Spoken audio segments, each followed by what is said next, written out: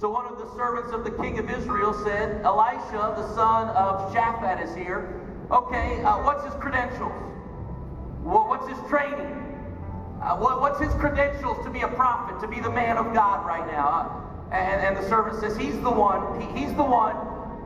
who poured water on the hands of Elijah. Yes. He's the one. He poured water on the hands of Elijah. This morning I want to talk to you about the Apostolic X-Factor. The Apostolic X-Factor. One more time, would you lift your hands and ask the Lord to speak to each one of us here today? June of 2002, Hollywood launched a juggernaut that would radically change the thinking of your generation. The television series American Idol was described by some TV executives as the most impactful show in the history of television. Its concept totally changed our thinking. There was a paradigm shift that took place. That the idea was now we have a paradigm shift that there are stars out there that are not discovered, ordinary people whose gifts have not yet been recognized. And if they just had a chance, if they could just get a shot, just one opportunity, they could get a golden ticket to stardom. And so looking for people who had the right appearance, and looking for people who had the proper look, and looking for people with charisma and a certain personality, American Idol and Canadian Idol sold a dream to a generation. They sold a Cinderella story that you or your friends, through one audition, through one chance at the mic, through one audition, could very quickly become superstars. The American Idol phenomenon, as it's known on the internet, the American Idol phenomenon has produced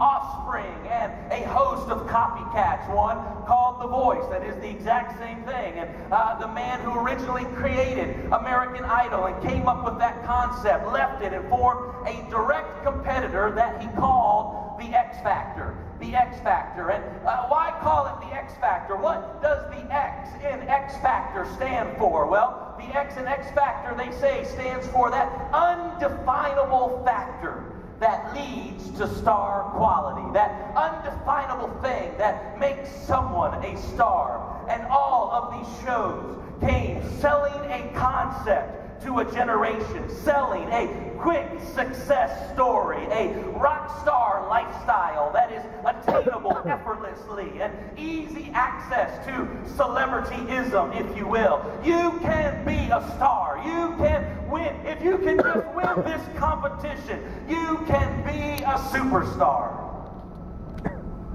Now, for the critics that are out there already, let me reassure you, I have never seen any of these programs personally, and neither do I endorse those programs at all. But neither can I be aloof and ignorant and ignore their influence on the culture of this generation.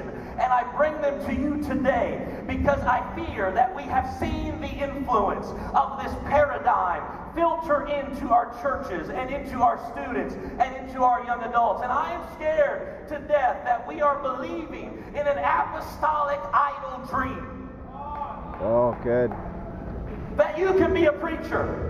You can be a star in the UPC. You can be someone special in the church if you can just get a chance to get on the stage. There's too many people right now who think that ministry is about a pulpit, and it's about a crowd, and it's about pats on the back, and it's about the shout and being able to get the crowd excited. It's about personality, some think, and they're confused. They think it's about talent and looking cool and dressing a certain way, and it's about charisma and nice suits and a chance to be patted on the back and told how gifted and how good that you are. And if you could just get your shot. Good. Oh, if you could just get your shot, how God could use you. If you could just get your chance at that golden ticket, how God could use you in the kingdom. But God help help us when the church becomes about status and when the church becomes about ego. God, help us when the church becomes about my ambitions and your desires and my desires. When that happens, we become a powerless church. That's right. Because the church was never supposed to be a competition, and the church was never supposed to be about us at all. In fact, the church is always supposed to have been about the one true God, Jesus Christ. Yes. Come on, clap your hands unto the Lord. It's about Him. It's about Jesus.